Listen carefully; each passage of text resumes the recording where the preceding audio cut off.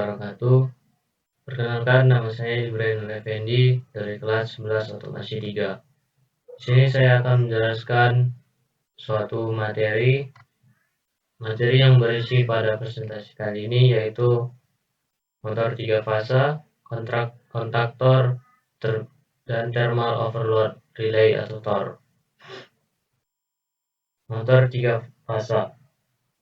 Motor 3 fasa adalah mesin listrik yang mengubah energi listrik menjadi energi mekanik atau gerak menggunakan pasokan listrik 3 fasa untuk menggerakkan motor. Selanjutnya, prinsip kerja dari motor 3 fasa. Prinsip kerja motor listrik 3 fasa adalah dengan memanfaatkan interaksi medan magnet antara rotor dan stator. Pada saat rotor berputar, medan magnetik akan berubah dan membuat rotor bergerak. Ini membuat motor bekerja dan menghasilkan putaran. Bagian-bagian dari motor 3 fasa. Motor induksi 3 fasa memiliki dua komponen dasar, yaitu stator dan rotor. Bagian rotor dipisahkan dengan bagian stator oleh celah udara yang sempit dengan jarak antara 0,4 mm sampai 4 mm. Sini kita bisa lihat bagian dalam dari motor 3 fasa. Sini ada kipas rotor sebagai pendingin dan rotor yang bergerak, stator ada terminal box, bagian stator, bearing, poros, dan cincin hubung singkat. Stator, bagian mesin yang tidak berputar dan terbuat dari besi bundar berlaminasi serta mempunyai alur-alur sebagai tempat meletakkan. Rotor adalah bagian yang berputar dari motor seperti dengan stator atas. Rotor terdiri dari satu set laminasi baja beralur ditekan bersama dalam bentuk jalur magnetik silinder dan sirkuit listrik. Jenis-jenis motor 3 fasa. Yang pertama ada motor asinkron. Induksi.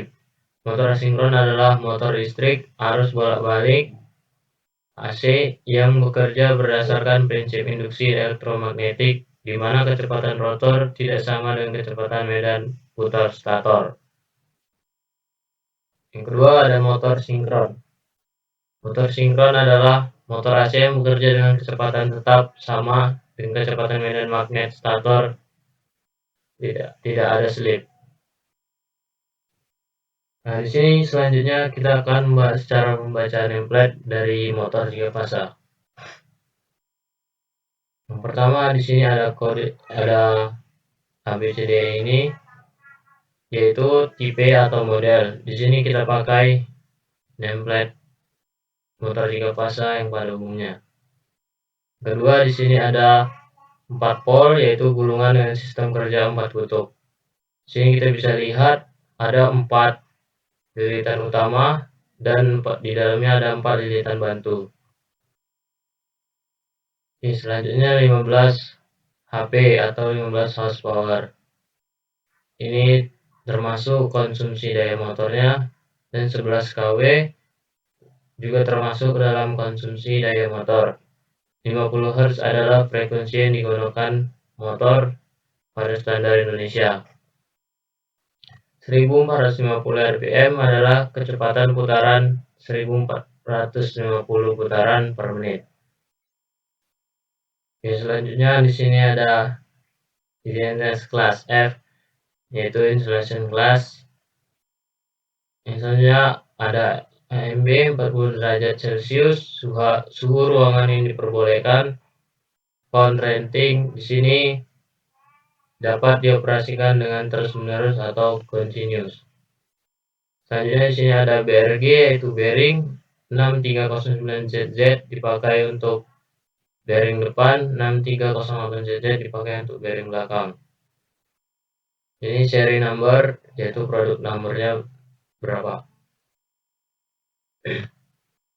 Selanjutnya ada IP54, ingress protection.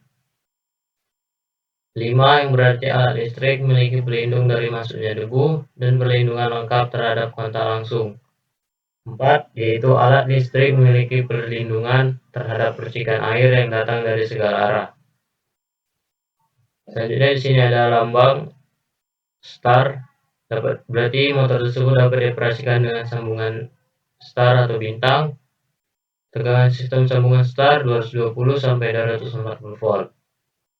Ini adalah rangkaian hubungan star. Di sini kita juga dapat melihat simbol dari terminal motor 3 fasa.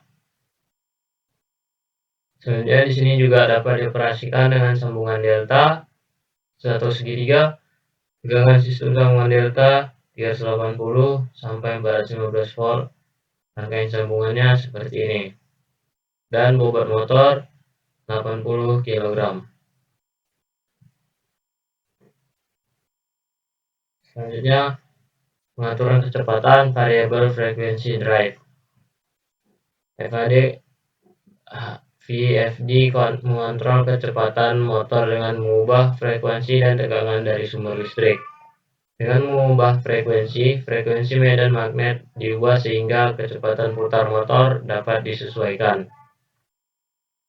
Kembalikan arah putaran, forward, reverse.